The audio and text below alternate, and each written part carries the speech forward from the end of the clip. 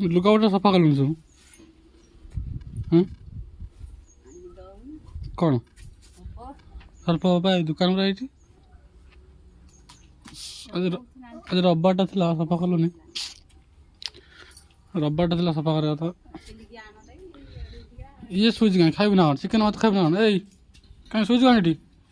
ଏଇ ଖାଲୁ ଏଇ ଏଇ ଶୁଣ ଏଇ ଏଇଟା ଶୁଣ ଶୁଣ ହଳଦିଆ ଗେଞ୍ଜିଟା ଏଟା ସବୁ ଧୋଇବା କଥା ଧୋଇବା ହେଲାନି ଆଜି ରବିବାର ଥିଲା କରିବା ସେଇଟା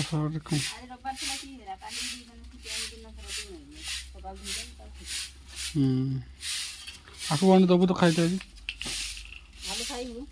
ଭାତ ଖଣ୍ଡେ ଗୋଳେଇ ଦେବୁ ଖାଇବ।